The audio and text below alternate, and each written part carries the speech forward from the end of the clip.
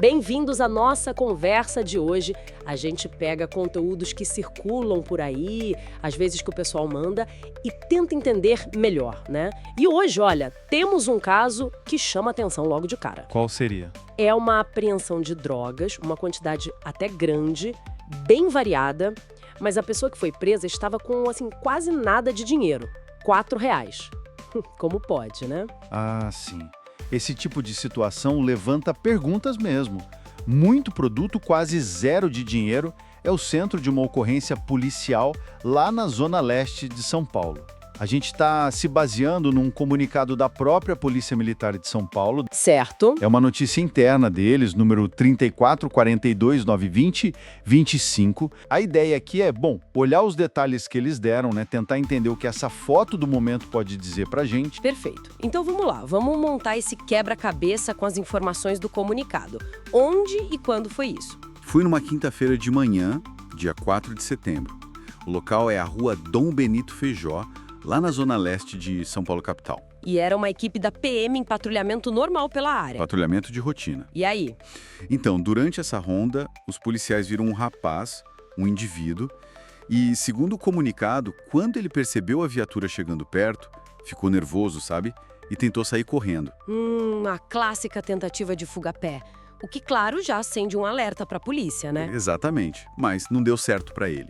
O relato diz que os policiais conseguiram alcançar e abordar o sujeito bem rápido. Ok, ele foi detido. E aí começa a revista, imagino. Isso, procedimento padrão. Abordagem, busca pessoal, para ver se ele tinha alguma coisa errada, ilícita. E aí que a história fica mais interessante para nossa análise. O que encontraram primeiro? Olha, o primeiro item encontrado na revista, segundo a fonte, não foi nem droga. Foi um simulacro de pistola. Uma arma falsa. Isso, uma arma de brinquedo ou réplica, que não atira de verdade.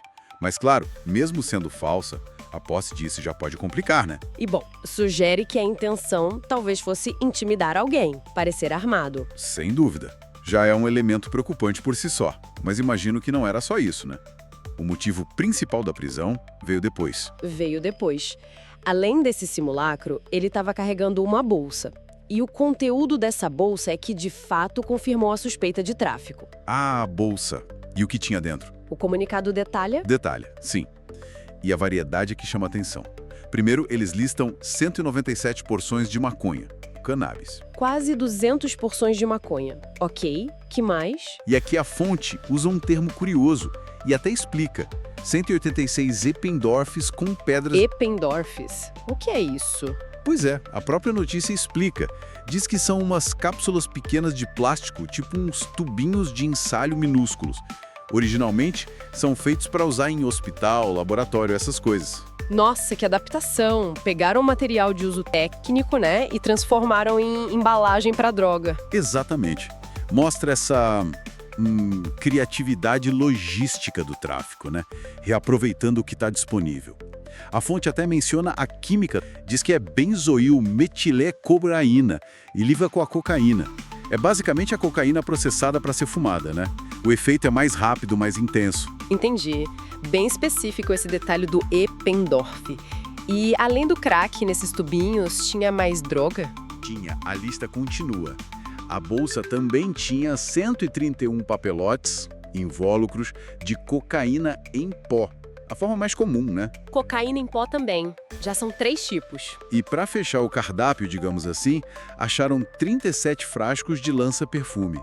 O comunicado identifica como cloreto de etila. Lança-perfume. Então, peraí. Maconha, crack, cocaína em pó e lança-perfume. 4 tipos diferentes de droga na mesma bolsa. Exato. Uma carga bem considerável para uma pessoa só, abordada assim na rua. E isso leva a gente de volta para o ponto inicial, né? Aquele contraste com o dinheiro. Precisamente. Toda essa mercadoria ilícita, aparentemente pronta para venda ou distribuição, e quanto dinheiro ele tinha. O comunicado da PM é bem claro. R$ 4. É aqui que a coisa fica intrigante para análise, né? Usando só o que a fonte diz. Centenas de doses de 4 drogas diferentes e só R$ 4 no bolso. E era de manhã. O que será que isso pode sugerir? É uma dissonância muito grande.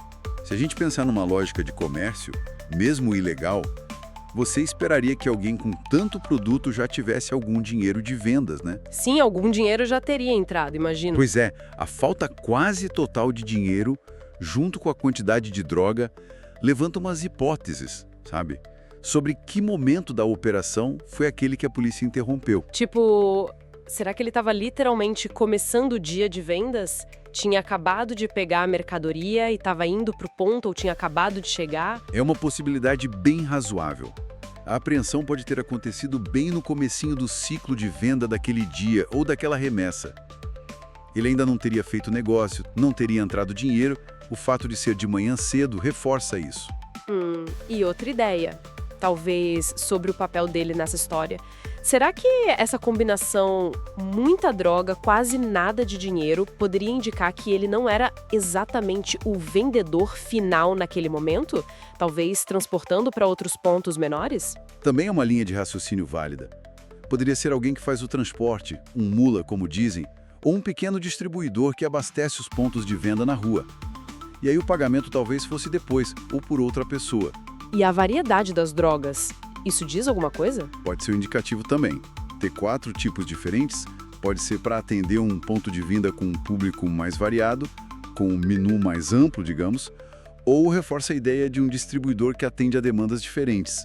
A fonte não crava qual era o papel dele, claro, mas a descrição dos fatos, principalmente esse contraste, alimenta essas ideias sobre como funciona o tráfico ali na ponta, né? É uma fotografia de um instante bem específico. Exato. E analisar as circunstâncias assim, com base nos detalhes que a fonte dá, é o que enriquece a nossa compreensão. Não é só registrar a prisão, né? Com certeza. E como a história termina, segundo o comunicado? Depois que acharam tudo isso, o que aconteceu? O suspeito disse alguma coisa? Disse. Ali no local mesmo, quando os policiais perguntaram, o homem teria confessado. Admitiu que estava ali para traficar. Ah, ele confessou na hora. Informalmente ali na abordagem. Essa confissão, claro, junto com as provas das drogas, o simulacro, fechou a situação de flagrante. E aí, qual foi o procedimento? Levaram para a delegacia? Isso. Ele foi levado para o 49º Distrito Policial. Lá apresentaram a ocorrência para o delegado de plantão. E o delegado, depois de analisar tudo, os fatos, as provas, o que os policiais disseram, ele ratificou a prisão em flagrante. Ratificou a prisão em flagrante. O que isso significa na prática? Significa que o delegado confirmou oficialmente, sabe, que todos os requisitos da lei estavam ali para dizer que era crime de tráfico e que a pessoa foi pega em flagrante cometendo crime ou logo depois. A partir daí, a prisão fica formalizada e o sujeito fica detido, esperando os próximos passos da justiça, como audiência de custódia. Bom, então, se a gente fosse resumir os pontos que mais chamaram a atenção nessa análise focada na fonte, o que a gente destacaria? Olha, eu acho que alguns pontos são chave. Primeiro, a confirmação de que o tráfico está ali ativo na Zona Leste e que foi interrompido por uma ação de patrulha. Segundo, a quantidade e principalmente a variedade das drogas. Maconha, crack, cocaína, lança-perfume. Isso pode dizer algo sobre o tipo de ponto ou a rede ali.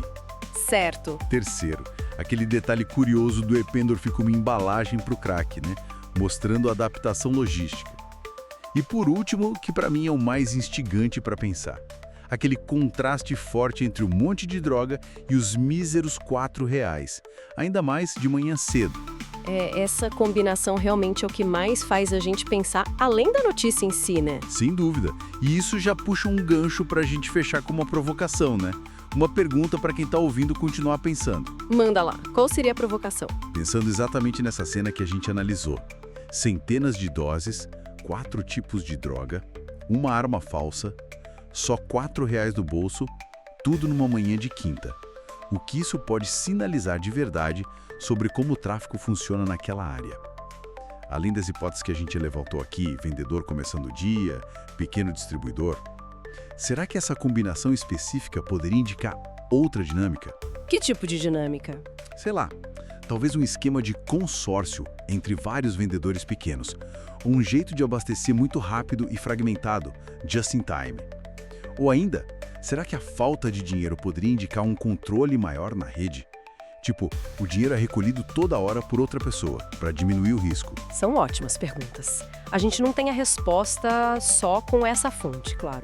Mas os detalhes que ela traz são um ponto de partida excelente para a gente pensar criticamente em como o tráfico de rua opera, né? Com suas táticas, suas complexidades. Exatamente. Fica essa reflexão, então.